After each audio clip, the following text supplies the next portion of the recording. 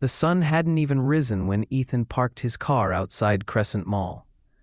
The lot was already full of early bird shoppers, their breaths visible in the icy morning air. Clutching a wrinkled list of deals and a cup of lukewarm coffee, Ethan felt the thrill of Black Friday coursing through him. The mall doors slid open at 5:30 a.m., and chaos erupted instantly. Shoppers surged forward like a wave, screaming and jostling each other, clutching carts piled high with discounted electronics, toys, and clothes. Ethan narrowly avoided a collision with a woman dragging a cart that swerved like it had a mind of its own. What's inside? The noise abruptly stopped. The mall went eerily silent. The fluorescent lights flickered, casting strange shadows across the walls. Ethan frowned. Something was off. Then he noticed the mannequins lining the halls. They weren't posed normally. Their heads were tilted unnaturally, eyes seeming to follow him. Ethan's heart pounded. He tried to shake it off, blaming exhaustion and too much coffee. As he rushed toward the electronics store, he noticed something more disturbing. Shoppers from earlier were vanishing. 1 second, they were in front of him, elbowing others for a deal on headphones. The next, they were gone, as if swallowed by the floor. The exit doors slammed shut with a deafening clang, and the lights flickered again. Ethan yelped in surprise and dashed toward the food court, hoping to find security or someone in charge. But the food court was abandoned, trays scattered, and a figure in a red hoodie hunched over a toppled cart, its head turned toward high. There were no eyes, just empty, black voids. Ethan froze. He tried to back away, but a voice crackled over the loudspeakers. "Deals last forever, but you don't." Panic surged through him. He ran through the mall, down aisles that seemed to twist and stretch impossibly, past mannequins that seemed to shift closer with each step.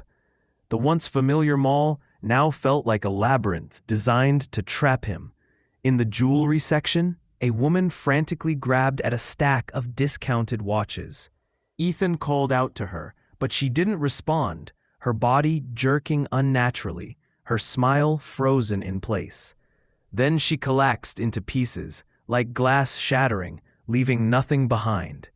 Ethan stumbled back, horrified.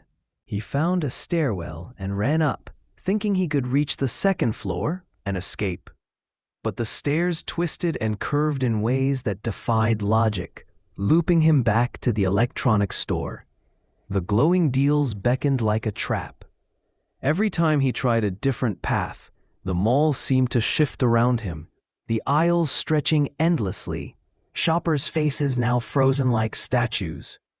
At the center of the mall was the Black Friday vault, glowing with unnatural light. Ethan felt himself drawn forward, unable to resist. Tables stacked with gadgets, phones, and gaming consoles sat neatly, each tagged with impossible prices. A whisper floated from the vault. "Everything you want is here." Ethan reached for a tablet, but the lights went out. Darkness swallowed him completely. He heard whispers, scraping noises, and the soft shuffling of feet around him. The mall itself seemed alive, closing in, breathing around him. When the lights returned, he realized the vault was empty. The shoppers were gone.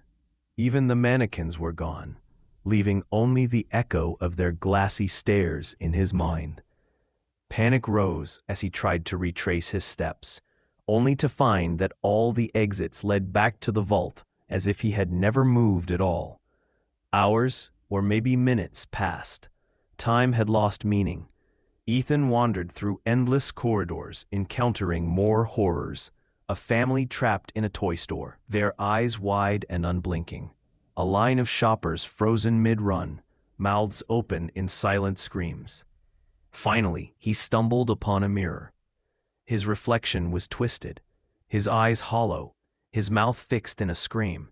He touched his face, and his hand passed through like smoke. He realized with a sickening clarity.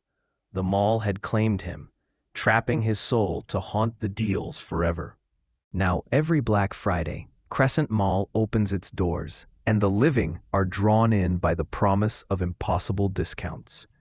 Some never leave, and if you're unlucky enough to hear a whisper near the electronics section, that's Ethan, warning you.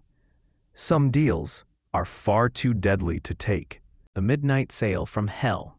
It was 11:45 p.m. on Thanksgiving night, and the neon sign of Grayson's MegaMart buzzed in the dark parking lot. The store promised doorbuster deals starting at midnight, and already a small crowd had gathered, shivering in the cold. Among them was Lena, clutching a backpack and a shopping list filled with electronics, toys, and the must-have new console. Her excitement was tempered by exhaustion. She had been camping outside since 8 p.m., along with dozens of other die-hard shoppers. When the clock struck midnight, the automatic doors slid open. The crowd surged forward, shoving, elbowing, and grabbing everything in sight. Lena pushed past a man wrestling for the last smart TV, her adrenaline masking the unease creeping up her spine. Something felt off. The store was unusually dim, the fluorescent lights flickering in irregular patterns. The air smelled sweet, almost like candy, but thick, like it was clogging her lungs. Then she noticed the other shoppers. They weren't moving naturally. Some were frozen mid-step, staring blankly at shelves, while others' movements were jerky, almost puppet-like. Lena shivered and kept moving.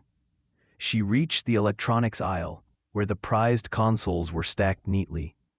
But the shelves seemed wrong. Every box had her name written on it in smudged black ink. Confused, she reached for one, but as her fingers brushed the surface, a cold, skeletal hand shot out from inside the box. Lena screamed and pulled back. The lights flickered violently, and suddenly, the entire store changed. The aisles stretched endlessly, shelves twisting into impossible angles. The store had become a maze. Whispers echoed around her. You can't leave until you pay the price. She ran, ducking past mannequins that were now human-sized, dressed in tattered clothes and grinning with razor-sharp teeth. The shoppers from before had transformed into similar creatures, their eyes glowing red, moving with unnatural speed and hunger. Lena hid in a corner, heart hammering. She realized that every item she had touched, the consoles, the toys, even her shopping bag, was alive, pulsing like a beating heart. Each one wanted to be claimed, and if she didn't take it, it would claim her instead. Desperate, she tried to leave through the exit doors, but they led only to the center of the store, to a massive platform with a glowing sign, "Check out or check out forever." A conveyor belt began moving, carrying boxes filled with shadows. Lena felt herself being pulled toward it, unable to resist. She clawed at the floor, screaming, but the store was alive, dragging her closer. In a final desperate move, she grabbed the nearest box, a cheap blender, and smashed it against the floor. The creature inside screeched, dissolving into black smoke. The lights flickered one last time, and suddenly she was outside the store, alone in the parking lot. The doors slid shut behind her.